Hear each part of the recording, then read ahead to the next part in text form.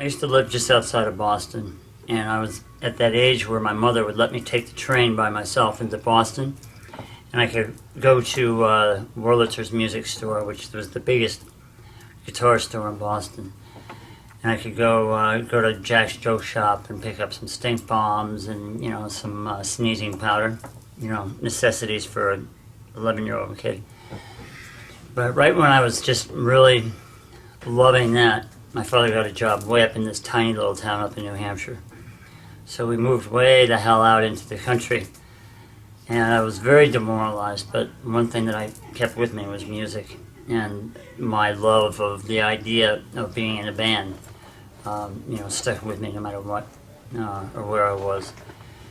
But, we didn't have any pizza place or Chinese restaurant. We didn't have any real music store where you could buy records. If you wanted to buy records, you had to go down to the drugstore, and then they had a bin maybe a foot deep of top 40 shit.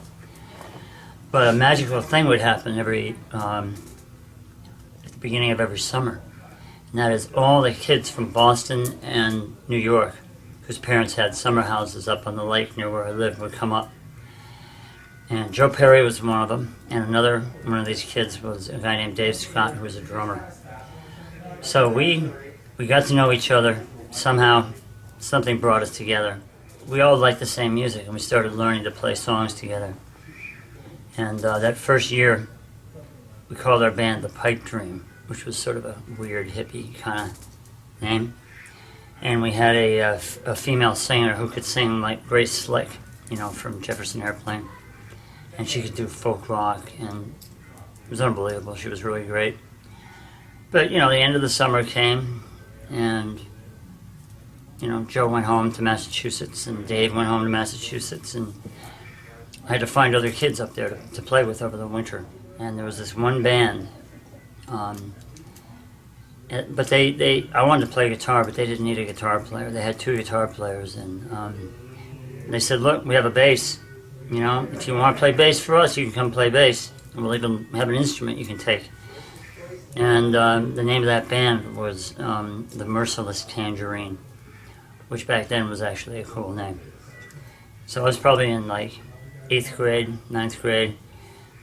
And I remember our keyboard player was our French teacher, and our first gig was at his frat house, and I'll never forget, we were all dressed in our orange jeans and orange shirts, and the next thing I know, my French teacher is shit-faced, and he's standing up on the piano, jumping around and going absolutely bullshit with his friends. And it was a real wake-up call to the way of life of a musician. But, the summer came, and Joe came back up, and Dave came back up. We put a band together, we called it Plastic Glass, which is a very hippie, acid kind of name. Did the same thing. And then we did it the following summer, we called it the Jam Band, and then we did it again the following summer, we called it the Jam Band. And that was the summer right after I graduated from high school.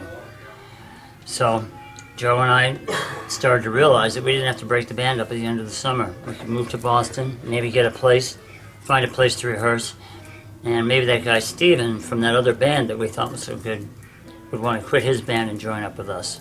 And that's what happened. And that was Steven. So we had 3 of us, and we started to find drummers and guitar players, and we had a band by that October, and we were actually doing gigs, even though we had regular jobs. We were doing shows, we were making money, and then we started to write our own songs. And we only took gigs where we could play the songs that we wanted to play. Most clubs wanted you to play top 40. We didn't want to do that. So we had to take whatever we could get. High school shows, frat parties. Tom, I'm just going to work here behind you while you're in. Yeah, okay. And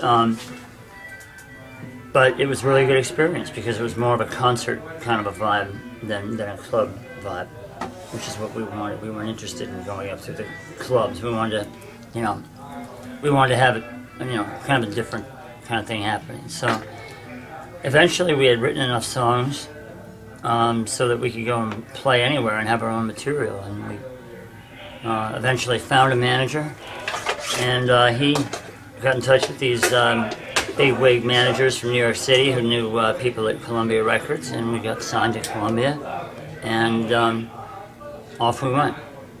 Put out the first record and hit the road.